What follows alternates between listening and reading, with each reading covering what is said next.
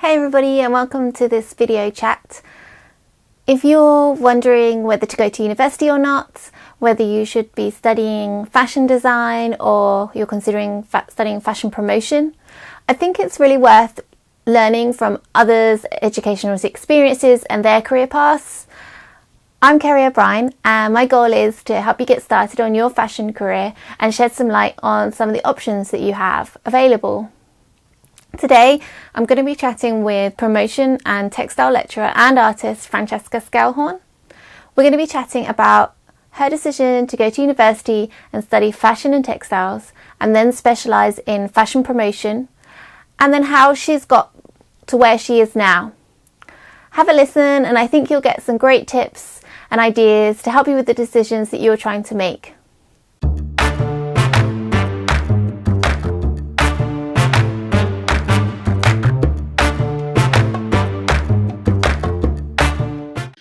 Okay, well, thank you, Francesca, for joining me. And yeah, it's so nice to see you after all this time. Lovely to see you. Yeah, thank you.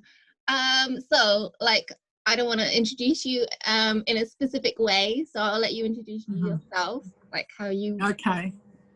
Tell me all about it. Sure, that's fine. That's fine. Okay, so so my name's Francesca Skelhorn, and I still feel funny saying my surname. I still kind of remember my maiden name, so every time I go to say it, I kind of pause. But anyway, so yeah, that's my name. It is weird. It is weird. I still have issues. Yeah, exactly. It still feels like, is that mine? But yes. So in terms of career, I suppose obviously that's why we're kind of having this conversation. So in terms of, because obviously we studied at the same university, Ravensbourne. Here in the UK. So prior to that, I studied an art and design foundation course, and I was just thinking about, because obviously I was thinking about some of the things you were going to ask me, and I was just thinking about what led us to our different steps in our careers, and I was just thinking actually my foundation course was probably my most favourite part of the kind of learning journey, I think. Did you do a foundation course? I did, yeah. I did a foundation course in my I think so. I was just thinking about that in terms of that being a starting point to letting kind of students, and in terms of my memories, it's kind of thinking about how that was the most enriching, I think. It was a year-long course, but it really lets you experiment and kind of have a taste of all the different elements of art and design. And I think when you're at that stage, that age group, you're still not sure of what all the opportunities are. And even when you get into university, you don't, not for all of us anyway.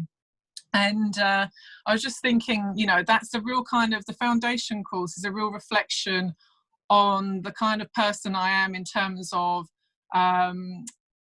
linking things together, because I think a foundation course links different subjects together really well. So for me, it's about connections, and when you're doing a foundation, you go through all these different segments, whether it's graphics, whether it's 3D design, fashion, textiles, exactly, and you get a real kind of sense of play. And I think a sense of play is really, really important for us as creatives, because you start to connect the dots between the different languages of those different disciplines. So yeah, they all connect very well together, don't they? Like there's lots of elements of each that kind of like mix, which exactly. Really, and I think that's really important for us to remember, when we're going through those different stages in our learning, whether it's doing our BAs and MAs, or different courses outside of university and in our career, is to remember to play. And I think coming back to where I am now, that's where I'm sort of remembering for myself. So I've been a teacher or lecturer for nearly 10 years, or just over 10 years. I haven't kind of calculated the exact dates, but around 10 years, shall we say. Yeah, exactly. And I think I've always been someone that really enjoys that kind of curiosity of kind of looking at the ingredients of what makes things come together, whether that's, in terms of fashion. We both studied fashion, and I specialised in promotion on the same course, and you obviously specialised in design. And I think the reason I nearly went into textiles, and I still have got my hand in that, but I think promotion for me was a way of kind of bringing all the elements together, because I see fashion as a sponge. And I think what's good about fashion, I don't feel I'm kind of the kind of fashion person, as you know some people are, but I love about it is that it's a sponge for all the different elements of our society. So whether you're looking at it from a conceptual side of things, or whether you're looking at it from the kind of the details, the material side, or you know you're kind of looking at it from a musical, economical side, you know, political, I think it's a wonderful sponge. And I always say to students that, you know, you're like magpies, you're supposed to be there kind of collecting and sifting and kind of looking at the shiny bits of what you really love from it, and kind of reinterpreting, you know, those ideas to make your kind of story. And I suppose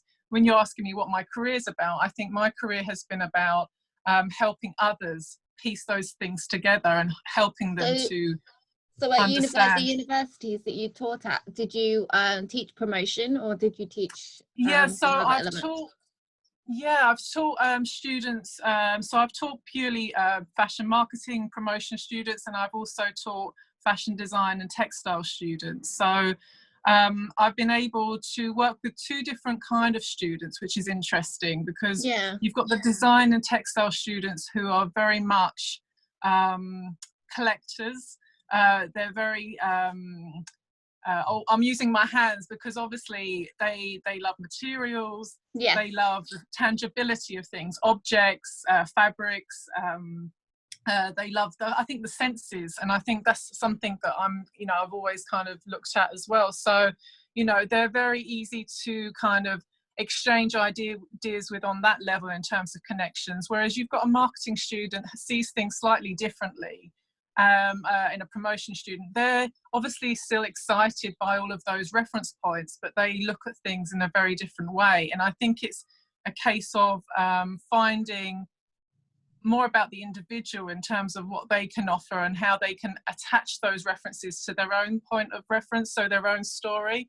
So I think there's sort of like what you're saying about being a magpie. I think kind of it covers all kind of areas of fashion, in terms of like whether you're in promotion, whether you're in like design, whether you're in textiles, like it's kind of like you're picking up what's going on around in the world, and like kind of bringing it together in your own interpretation of what's happening. No, exactly. And I think that's the fun part of it. And I've kind of, in terms of my career, I've worked in industry as well as academia, and it's been in kind of creative consultancies and trend forecasting companies. And I think what you've just said there is what I loved. I remember being in my second year of university, and we had this wonderful woman come in from a trend department in a big high street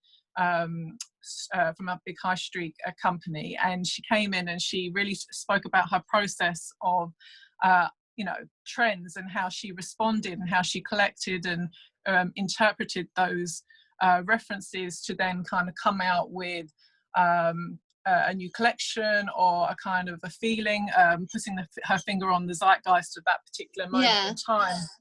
And that's when I really think I sat up and I thought, that's what I want to do, that's what I'm interested in. And I think that's what kind of veered me from looking at my kind of output in textiles to kind of wanting to do promotion, because I was really interested in that kind of consumer side of things, in terms of how we learn about people, and we learn about their habits and their interests, and how that kind of connects back to a different type of creativity. So did you really enjoy that project we did then at that point? Because we did a group project about we did. I remember trends. It's hard to kind of, it's many years ago, but yes, that was a turning point. That was a turning point for me that's what I wondered, in terms of knowing. Did you remember that? Did you really love that project? No. Oh, you didn't? No, I didn't. It was a group project. I think when you're a student, you're never really feeling group projects. And I remember the group aspect. It was the group aspect. Difficult. Yeah, exactly. That was difficult. But I think in terms of the brief and obviously it's really relevant. I thought that was interesting. I thought the brief was interesting, and the concept. Love the concept. Yeah, exactly. And that's how many students think. I mean, I definitely felt that, but I think when I'm teaching students now and you kind of give them a group project, they get their backs up and they're like, oh no. But I think obviously every part of industry is kind of working in a team and kind of adapting to different people's ideas and inputs. And as we know that now, but I think when you're starting off in a kind of student environment and you're trying to kind of get things done and everyone's got different expectations and abilities and really kind of their want for the project as well, you're kind of tackling that side of things, aren't you? But I don't know, I kind of feel that the one thing that's lacking in group projects as a student is somebody that is like kind of, they don't really make it as realistic to like reality as, in my opinion. It's like kind of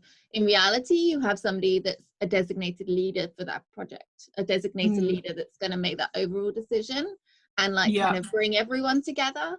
And I feel that that's where student projects kind of like can go wrong, because you're all like kind of coming at it from different angles and you're all like kind of having to try and mesh it together. But it kind of would be more realistic if you had somebody that was kind of like driving it and like had the vision, and that you're all kind of like, that's interesting. Yeah, it's true. And I don't think every kind of brief allows that, but I think in the projects that I've kind of briefed in, the different places that I've worked, we tend to do that now. I don't think we had that, but I think we tend to say, as once they get slightly into brainstorming the project, we start to say, now look at the different roles within your group and who is more inclined to want to kind of be the project manager, or who is more kind of suited to kind of the research. And obviously you learn from each other, because by say second year you've kind of got an idea of what your strengths are, and then you think to yourself, oh, actually my weaker area is research, but I want to perhaps challenge myself in that area. And perhaps you then kind of buddy up with someone who's kind of got those interests or skill sets. And I think that's true. I think what you're saying is really true, is that it's up to the people that facilitate that brief, as i.e. the lecturer or whoever is briefing them, is to kind of encourage that in terms of saying, okay, look at your strengths and perhaps the areas that are not so you're not so inclined to want to kind of participating, and can you stretch yourself, or can you kind of think about the person that's really good at leading a group, etc. So I think that's really important. But in terms of my career, it's kind of been that facilitating students to look at how they collect and gather their inspiration, and how they can kind of create new ideas from a patchwork of lots of wonderful things that are in our world, in terms of visual culture, in terms of art, paintings, people, exhibitions, photography. And that's the exciting part, I think. So not so much the admin. I take it oh yeah, of course. no cheating like admin. So I take it, like, because you were doing it for like 10 years, so you enjoyed it? I'm still kind of, that's always going to be a part of what I do.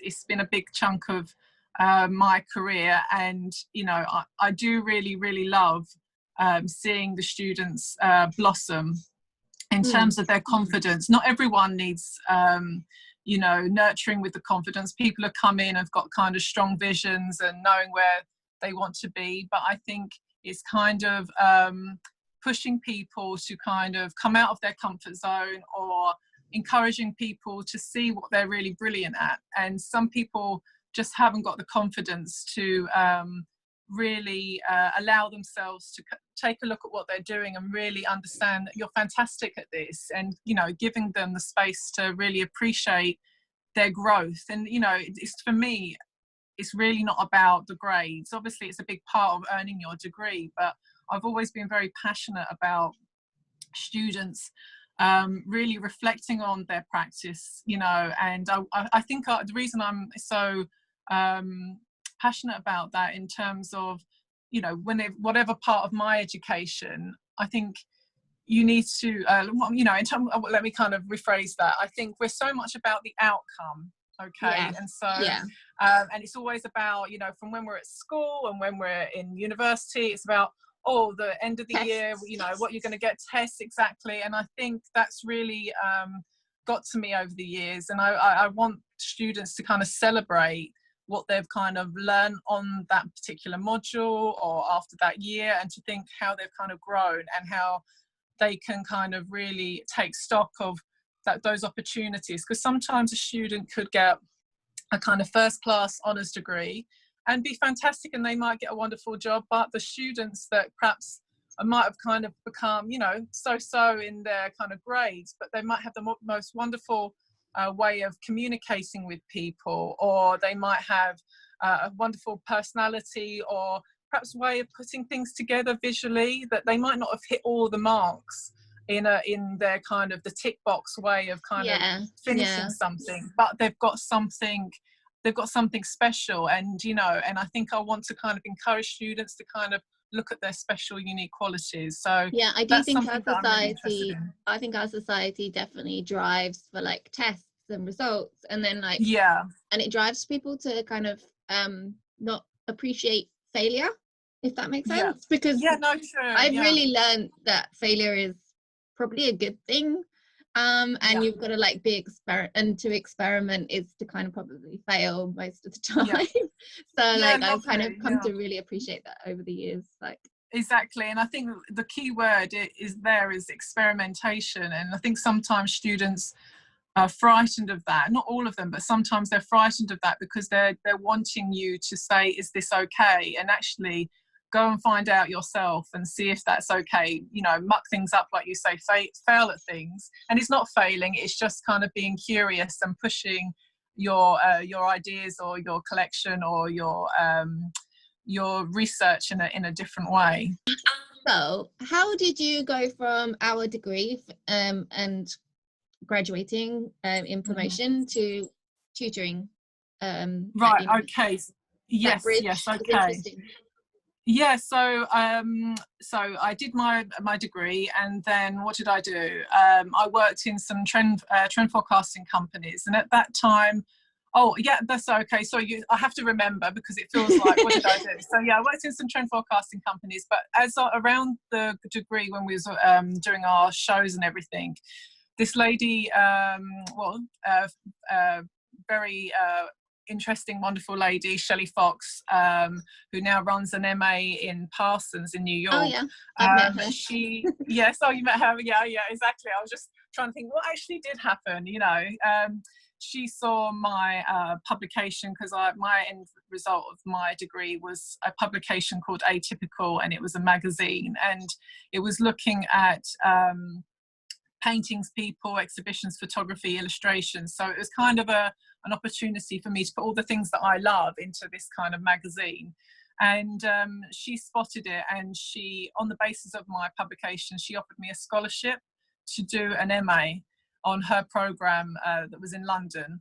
So I wasn't at the time pursuing doing an MA. I was thinking, right, let me get a job, etc. But I thought, wow, this is a wonderful opportunity. I wouldn't have been able to afford an MA at that point, so this scholarship was, something that I couldn't turn down. So I did that, and the course at the time, it changed names after I studied on that MA, but it was primarily saying fashion design and enterprise. And I was always kind of saying, where do I fit in? Because I couldn't think where my work would fit in. But what was so wonderful about Shelley is that she's someone that looks at fashion in a very different way. So, she was very interested in the object. She was very interested in storytelling, installations, sound, art, all of those things that I was interested in. So she gave me an opportunity to kind of investigate those things further. And as I was saying at the start, fashion is a sponge for all of those different reference points. So I was able to kind of do projects around that, and I looked at family history, I looked at using sound art. I was able to really pursue my image making a lot more on the MA. So I kind of discovered more about, again, myself and the things that I was interested in. So archiving, recording, curation, that kind of thing. So that's where I did my MA. And then there was this wonderful lady called Yvonne Watson, who is also over in Parsons now. She was running a course in Northampton at the time, and she was the external examiner. And she saw my work, and she was, you know, engaged in conversation with the things that I was really passionate about. And she said, I think you would be really suited to a module that I'm kind of developing on her course. And so I was invited to do some teaching there. So that's where my teaching began at the University of Northampton, and all kind of thanks to Yvonne for kind of, you know, kind of letting me start, you know, that side of things. And I really kind of really warmed to it straight away. I also had opportunities to go to Paris, and I did for a very short while to do an internship at Liège-Court. It was another trend forecasting agency. But at the time, again, it was around about 2008, and when the recession was happening. Not a great time. Exactly. In my head, I was, you know, coming out of my MA, and I was just thinking, oh, money. You know, not everyone's in a privileged position to go, oh, yes, let me just kind of do whatever I want. And for me, I was like, okay, I need to kind of start earning. So I took the teaching more seriously, and I began pursuing academia more so at that point. And I was really given free rein to kind of come up with lesson plans and briefs within that module, and I loved it. It was called Design Communication, and it was really about the kind of stuff that I love in terms of letting students think about their own individuality in terms of how they want to interpret what was going on in the world. You know, how are they looking at the zeitgeist? So it was just perfect for me. And it sounds really interesting. Exactly. I wish I could have taken that actual module to all the other places I worked at. But that was the kind of starting point. But yeah, so that's how I jumped from the course in terms of teaching. And yeah, I was really given an opportunity to do something with a module, because it was a new module. I was able to put my own stamp on it. Before you went to university and you did a foundation course, like, were you always going to be doing something like creative? Did you was there something prior to then that sparked you about fashion? Did you go on to your foundation course thinking about fashion and textiles? And no, I didn't. No. No, I didn't actually. I've always loved fashion, and I would always have the, you know, the wonderful books given to me at birthdays and Christmas and all of that kind of thing. Yeah. And you know, the typical student, you know, in terms of loving Christian Lacroix and all the embellishments and looking at kind of Lesage, and I loved kind of, in, you know, all the kind of the real kind of detail of fashion in terms of the textiles. So I've always been interested in that side of things. But my first love was art, and I loved art history. I would always kind of pore over all the books in the library. That's where you would find me at lunchtimes and things when I was a really young girl, you know, quite a nerd in that respect. And when you came out of school, did you go to sixth form college and then do your foundation? I did, yes, you're right. So we would have done our A-levels, and then So you did art history at the A-levels? No, I didn't actually. I did art and I did business, that kind of thing. And there wasn't an opportunity to do art history where I studied at secondary, you know, sixth form college. But I knew that was my first love. So I went to do my foundation, and I had a place all set up at Canterbury to do my art history course, and I had the place, and, you know, the interview all kind of ticked off. And then as I was doing the foundation course, again, impressionable young mind, I think. And again, I think students are a little bit more savvy and kind of going, no, this is what I want. I think with social media, they're able to access a lot more information than we were able to. Yeah. But I think on the course, I was probably influenced a lot more by the tutors on the course. Okay, that's interesting. Yes, exactly. So I remember, I love drawing, you know, so I remember doing these illustration classes, and I remember this tutor, when it came to sitting down, going, now what's your next steps? And I told them that I had this art history course all set up, and you know, for the following year. And he said, do you know what, Fran, I think you'll miss doing the kind of the drawing side, and you'll miss this kind of the energy that you started to create on you know, the classes that we've kind of, you know, given on this foundation year. And that kind of made me think, yeah, perhaps I would kind of miss that, you know, because that is a big part of who I was as well, so, or who I am. So I kind of went on the basis of that conversation. I started to look at fashion programs, and that's what kind of, so I, you know, I said no to, or deferred at that point, my place to do art history, and I started at Ravensbourne. So I don't say that was perhaps, you know, when I look back, I think, you know, whatever is meant to be, you know, it has happened. But I sometimes think, oh, crikey, what if you'd have taken that course? Exactly. But I think that's every student, they probably think that, in terms of, and again, being with students, I see them kind of sometimes come on a course, do a couple of modules, and they think, actually, I can see that I'm more suited to photography or set design or something. Yeah. But I never, once I started, I think, no, I'm going to kind of carry on. I would never have gone, oh, actually, I'm going to stop halfway through and start another course. I wouldn't have had that kind of thought process. No. Me neither. Like, I mean, I've always wanted to do fashion. That's always been my thing. I mean, before that, I wanted to be a waitress. So, like, you know, did you? Step up. Did you want to be an actress? Not an actress, a waitress. Yeah, I usually think like a waitress then always wants to be an actress. Oh, really? Oh, yeah. No, it wasn't even that complex. Oh, really? What kind of drew you to want to be a waitress? Oh, and this was when I was pretty young, so like. Oh, it's, you know, interacting with people. And, yeah, it was like kind of mixing around, and like I think in my vision, being a young person, I just remember they were like all in control of everything that's happening. That's really unusual, you know, for a young person to think that. I like that. It's true, because, you know, there's a lot of responsibility, isn't there? Kind of remembering, oh God, see, that scares me, being a waitress, kind of remembering all of that, even though you're writing it down. But like you say, there is an element of kind of, keeping things cool in a kind of cool, controlled manner, isn't it? But that's interesting. I'd never want to be one now, but I have much respect for them. Yeah, exactly. Oh, wow. But so I always wanted to do fashion. So like I did art at sixth form college. I wanted to do art history as well, but they wouldn't let me do both. Did you? How funny. Yeah, they wouldn't let me do both. So so then I did textiles as well at sixth form. Yes. Oh, wonderful. Yeah, so I've always kind of been driving in that direction of like doing something along those lines.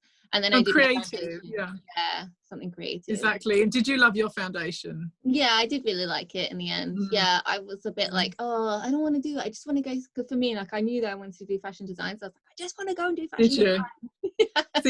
See, you was one of those that, you know, you knew. See, I wasn't. I was, you know, happy to kind of play, I think. So that, but I always am quite. But it was really good for me.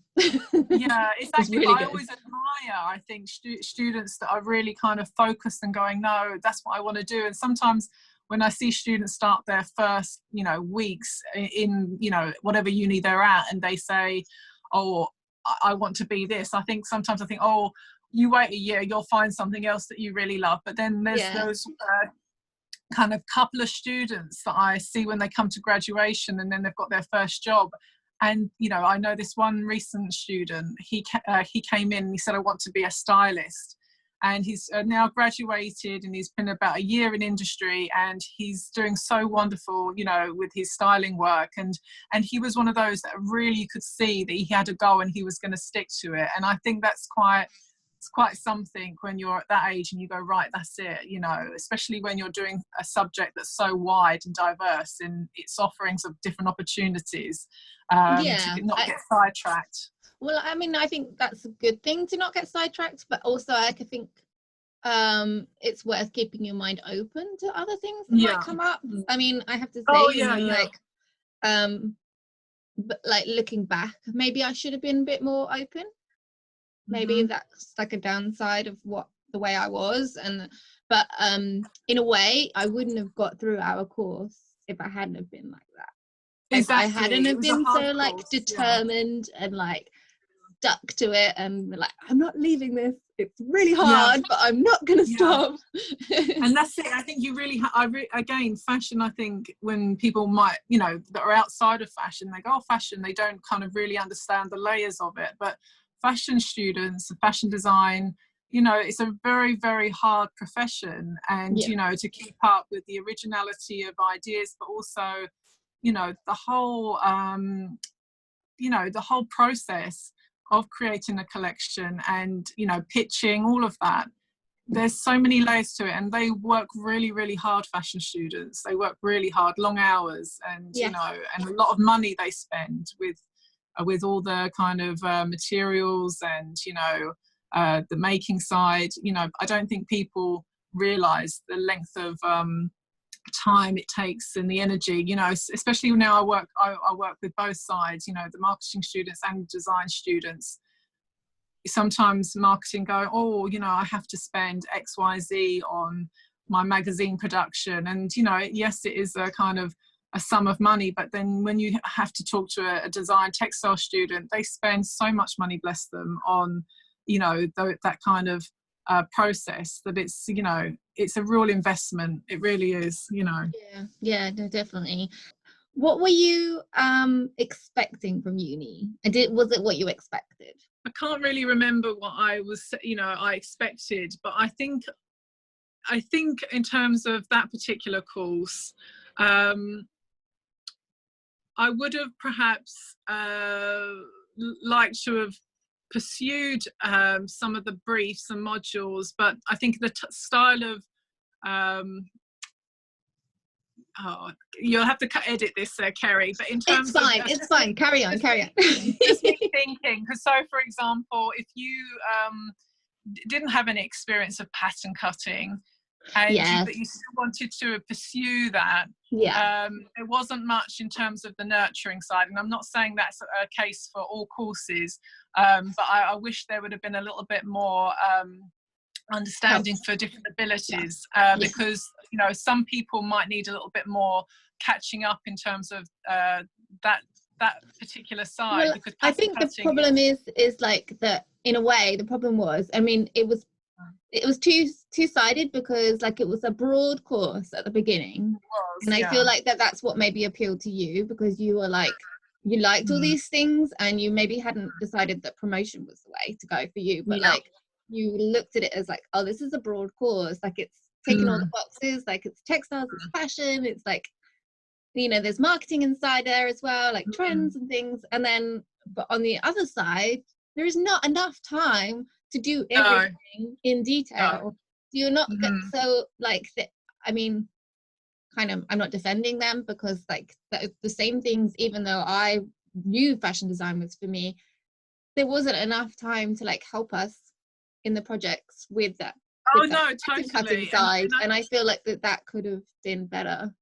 Yeah, I think that's the only thing that sticks in my mind in terms of, and that's so true, because obviously, you know, again, being on the other side of it now, I think I tend to, when I interview students, I say, ask as many questions as you can, really kind of look at all the courses that are on offer to you, because you really need to make, you know, a real kind of thoughtful decision about where you want to be. And that's true, you know, at that point, I wasn't probably kind of thinking about those things, but I think that's my only kind of one question mark in terms of, or perhaps I would have pursued different pathways if I'd kind of had a little bit more, you know, nurturing of, you know, certain skill sets that were required. But then that's just life, you know, you kind of, you know, that's not you, so you kind of look at your strengths, don't you? So. Well, yeah, I mean, you might have been amazing at pattern cutting. We never know. No, I don't think so. In all honesty, you know, you have to have a kind of a mathematical ability, and that was your precision, and that's definitely not my forte. So I think whoever was leading that side of things was definitely always, I remember, your textiles, and so that's, you know, that's just part of learning, you know, learning what you're good at. So being told. yeah, straight away, you know, no, not for you.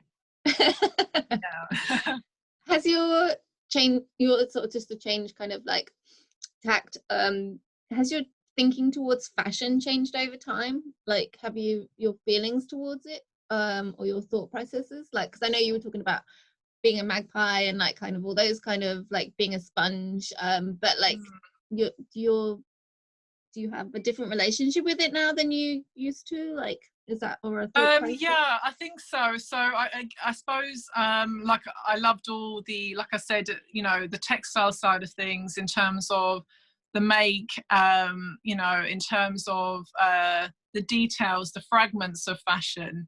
And as I've kind of went through my studies and through learning about fashion, I think I discovered different people who inspired me within, you know, fashion research. So, you know, like I said about curators, how they piece things together. You know, Judith Clark was someone that I greatly admired.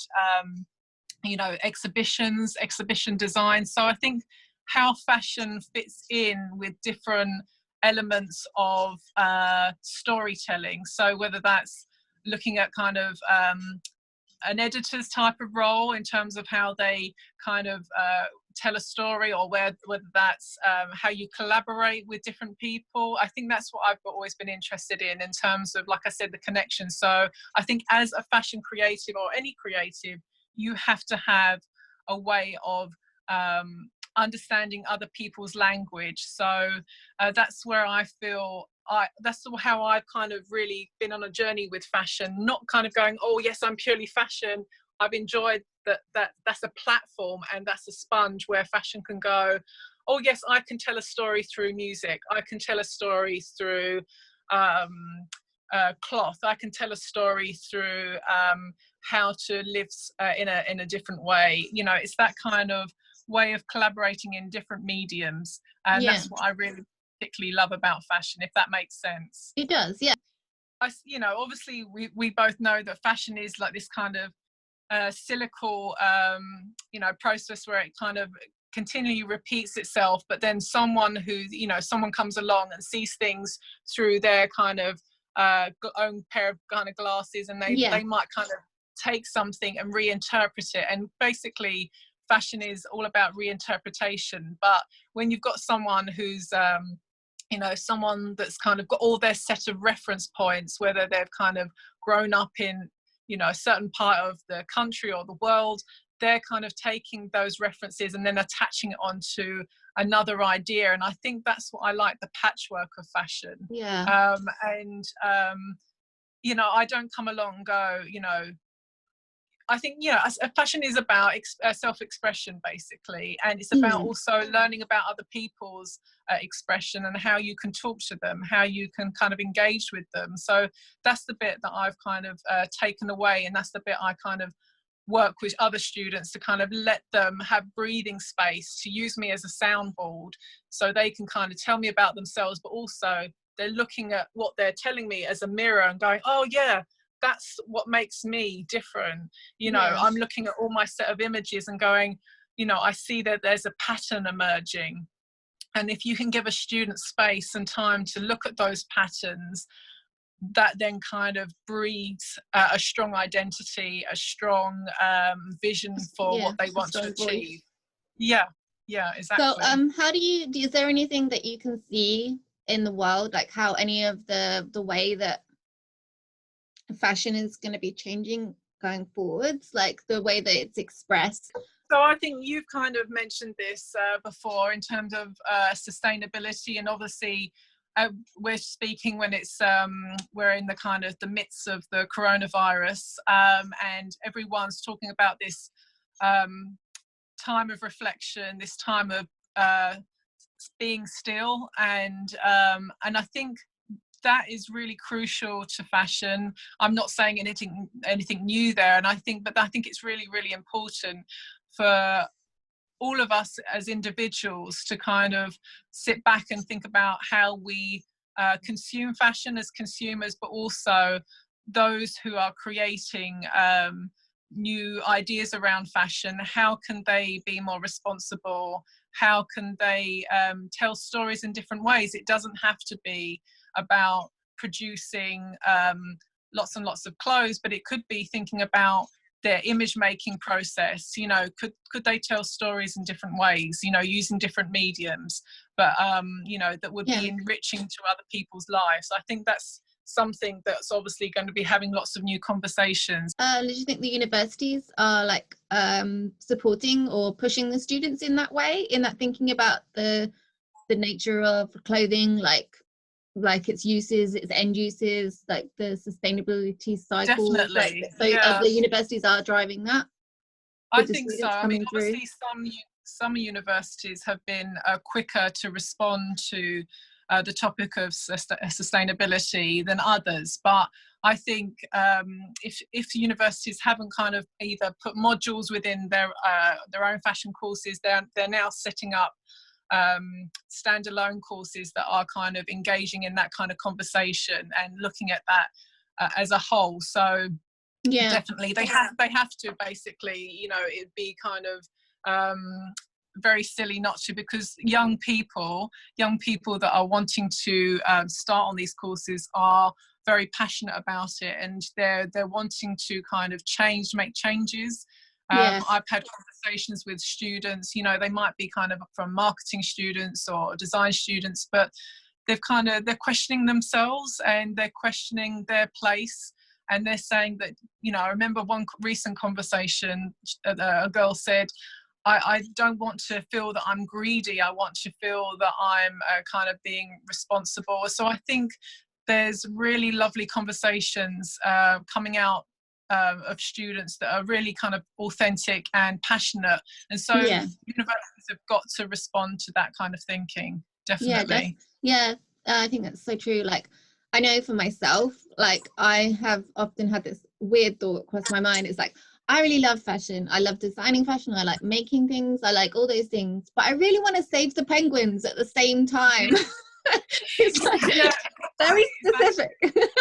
Yeah, exactly. And whatever is something that kind of speaks to you, whether it's, you know, like your example, or whether it's kind of how we feel almost unclean if we kind of, buy too much kind of fast fashion. I think there's students starting to really feel icky about certain aspects of, you know, what's going on in our world. And I think the likes of social media, documentaries, all of this kind of thing that's really becoming more uncovered as time goes on. And, you know, they are now thankfully taking this on board and, you know, making changes. So I'm very excited about students making those changes, and, you know, the likes of universities having to sit up and listen and going, right, you know. And obviously there's wonderful research coming out of universities as well, PhD students, you know, that are making wonderful kind of changes and new ideas of different systems and processes. So, but I think there's again another way of looking at it as well. You know, people are obviously have looked at upcycling for a long time now, but really appreciating materials in a different way, you know, whether it's new technology or kind of recycling, you know. All of these things are very much at the forefront of fashion design thinking at the moment. I mean, a student was making garments out of glue, one of the last collections, you know, PVA glue. And, you know, it's, you know, obviously there's lots and lots out there that I perhaps not being an expert on in terms of this, but I definitely see it on a conversational level as well. You know, it's at the forefront of their thinking, which is really exciting. That is really exciting. And as well, coming with that, in that topic, there's like all these new roles that are coming out in the fashion industry, like a sustainability director and things like that. Like if you look at Stella McCartney, she has a sustainability director, and to like manage all those aspects, because you have so many different elements to that. Like exactly with the scientists, like who would knew that you would have to deal with scientists like in fashion, but like to develop fabrics. That's exactly the example you've given, whereas is what I was trying to say, students have to kind of think about, and it goes back to what we're saying about group projects. Students have to kind of think about, how would I collaborate with a dancer? How would I collaborate with a scientist? how would I collaborate with someone that's a psychologist, you know? And that's what's really exciting about fashion, because it's a medium that has the ability to have conversations with really differing specialist subjects. So that's the thing. That is what you've pinpointed there. Yeah, no, it's so interesting. So do you have any regrets, like, about anything that you've done so far, or would have liked to have done, maybe? Definitely. I think everyone is got their own set of you know, limitations in terms of if they've got, you know, whether they come from a privileged background, whether they you know, their own set of circumstances in terms of how they are as individuals. Some people are going, oh, I don't care, I'm just going to make this happen regardless. Some people are more kind of perhaps worriers and think, I've got to do this, I've got to kind of follow this path. So for me, for example, yes, there is certain aspects, and that's what I kind of, you know, give over in my teaching, is kind of see where students might be taking more cautious route, and I try to go kind of give them the confidence to go, hang on a minute, you know, you've got the confidence to do XYZ. But in terms of I think everything happens for a reason. You know, everyone's got their personal life as well as their career ambitions, and sometimes the personal can take over you know, the things that you want to do, whether, like you say, for example, you said about your partner moving locations. That means that you have to move locations, because, and so that presented different challenges for you. For me, I had, you know, my personal life kind of stopped me from working for a little while, because I had to look after a family member who was not very well. So I think sometimes it stops you in your tracks, and you think, okay, I think you miss things because of life stuff. So, you know, in terms of that, you just have to go with it and kind of re-navigate. And I think you have moments like this moment now that we're going through. It might have kind of, for lots of people, as we know, they've lost jobs, or, you know, they've paused, you know, their work, or, you know, their business might have been starting to flourish. And, you know, you have to just take stock. And sometimes that's easier said than done. But I think sometimes when you're given a moment to reflect, that you can kind of think, actually, let's look at the opportunities and how we can make the most of it. It's just the mindset, and I think that's a real crucial thing.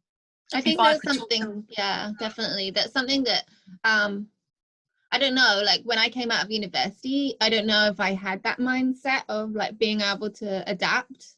But like over time, like through the different things that I've done, it's kind of, I've realized there's been like points where I'm like, okay, you know, I have my devastation, but like, actually, definitely. You know what? You learn and you adapt, and you go, okay, you know what? This wasn't the path that I wanted to go down. You know what? It has like a good point to it, and like, you know, it's taken me in a different direction. And if I haven't, and then in hindsight again, you look, well, if I hadn't gone down that path I didn't want to go down, I wouldn't be who I am now, and it wouldn't, all these other things wouldn't have happened. So. And that's exactly it. And I think every single human being on the planet goes through that. And some more than others go through more kind of challenges than, you know, but we'll all discover our own kind of challenges in our life. But I think it's important to, like you say, look on the positive. And I'm definitely, I live with I'm pointing that direction, because that's where the other half is at the moment. I'm in my garden office. But, you know, I've been someone that's kind of more, or, you know, I suppose looks on the kind of worried side in the past, whereas I think it's shifting mindsets. And it's only through, like you say, experience and, you know, resilience that you think, okay, I've got to make the most of this opportunity. And sometimes it only comes with, like you say, age or, you know, experience, you know, so it's all part and parcel of being a human, isn't it? Definitely, yeah. So you now do artwork that you've been like, have you always done that on the side of doing your tutoring? Yeah. I have.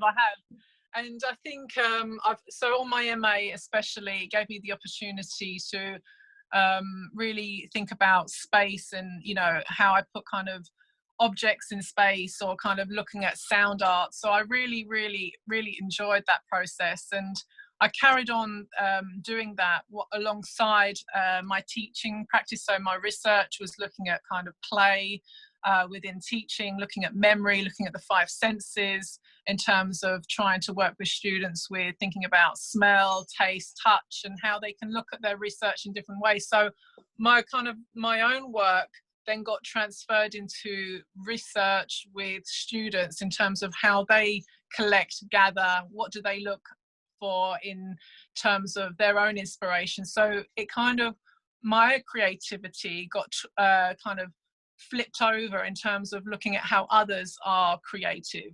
Okay.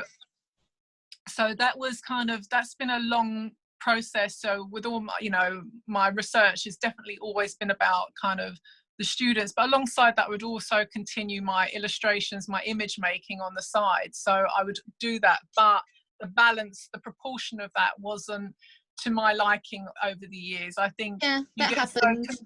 Yeah, exactly. Another part of that's life.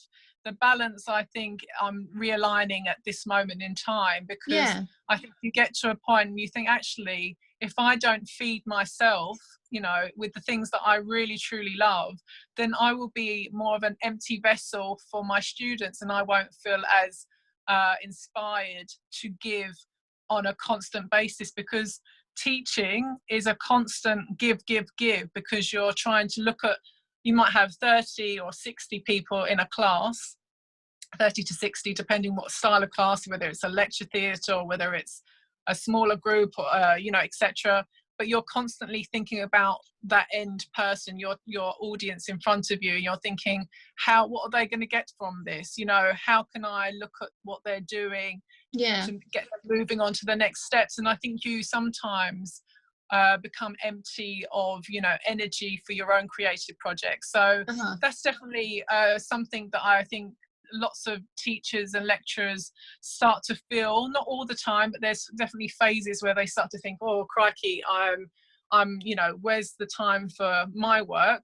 And if you haven't got that kind of research part within your kind of post, then sometimes you think, okay, I need to take stock and kind of rebalance that. So that's where I am in my life at the moment, where I'm starting to pick up slightly different work in terms of my creativity. I've always done kind of conceptual style of you know, work, where I've looked at installations, where I've looked at different subjects, but now I'm taking on a more and more doing my kind of women, as you probably have seen on my Instagram. I love your women. I think they're great. Thank you, I love my those women. I call them my girls, my women. So that came through. I've always kind of loved drawing, and I've always but that's never been my kind of key thing that I've kind of focused on. Like, it's been other areas, it's been recording, it's been videos, that kind of thing. So I started picking that up again when I was on my when I was pregnant with my baby, and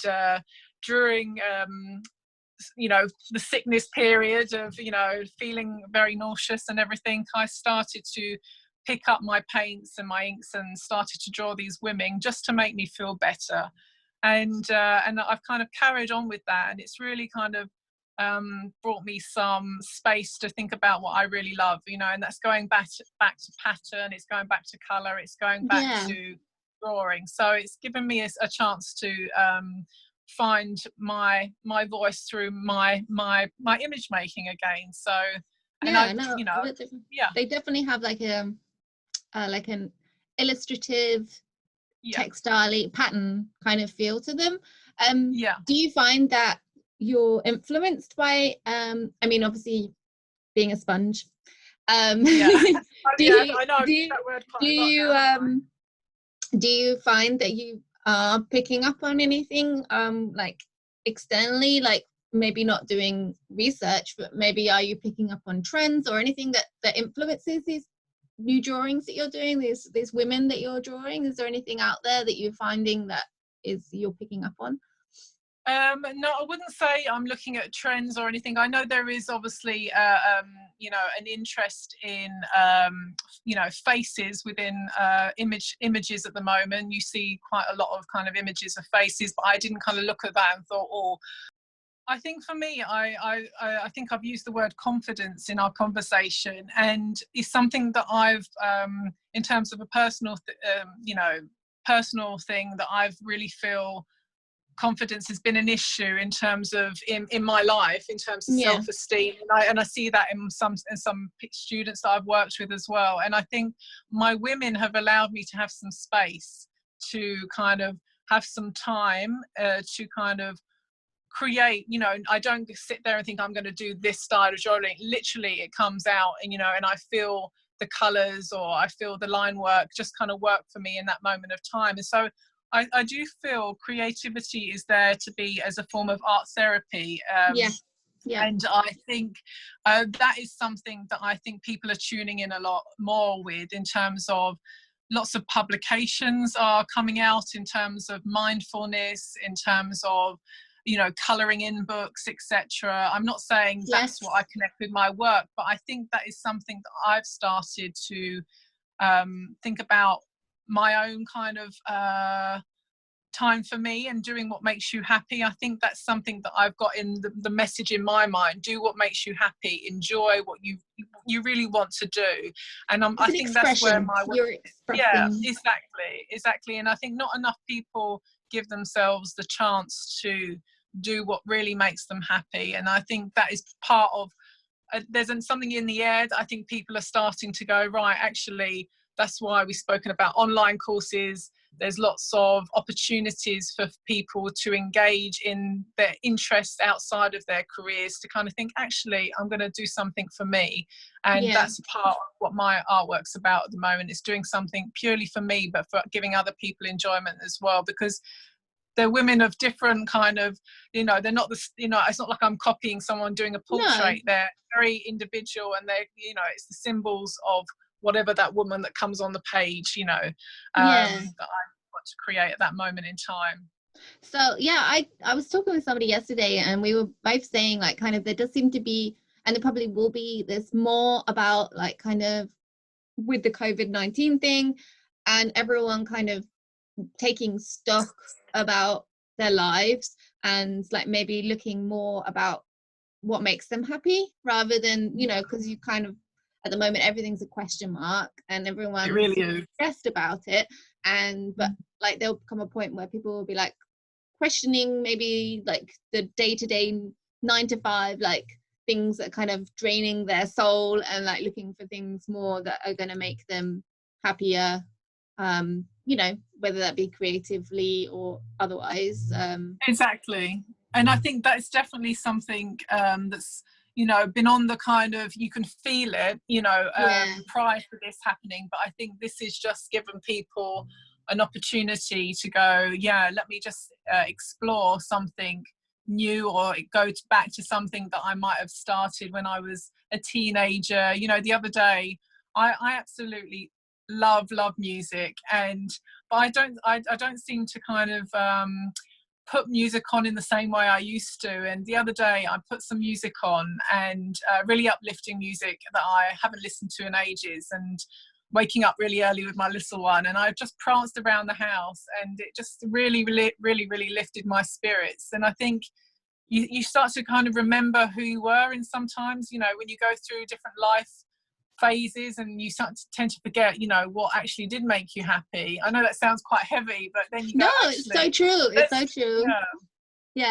Sometimes it takes a certain moment exactly. to remind you of like things you've kind of put aside, or just kind of because life gets busy with so many other things, like you've said. It becomes quite, you become almost repetitive in your daily routine. And what everyone has started to acknowledge is that actually, when you stop everything that's going on the outside world, and you have to just be in your homes, you start to look at things and introduce things that you don't normally have the time to do. And that's really a gift in a way. And so there is a positive to that. Definitely. So are you selling your artwork? I've seen you post things about you selling artwork.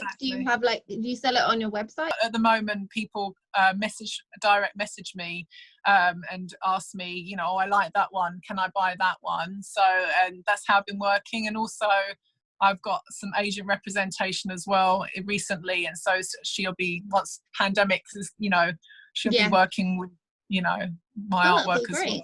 That's exciting.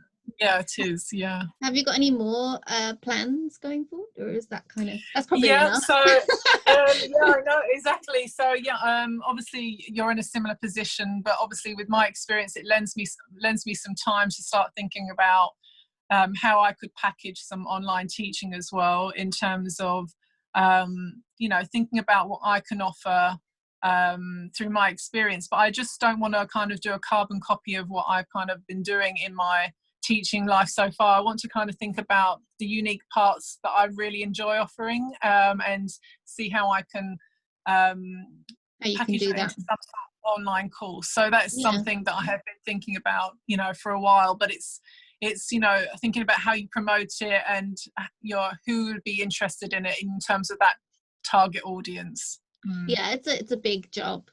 It is a huge job. Yeah, but that's exciting. That's really exactly. Yeah, I'll be your first student. You can try me out. Oh, yeah, exactly. Well, you're doing your own one, aren't you? I am, but you know, you can do mine and I'll do yours. Exactly. Yeah, we can test them out. We can be the guinea pigs. Yes.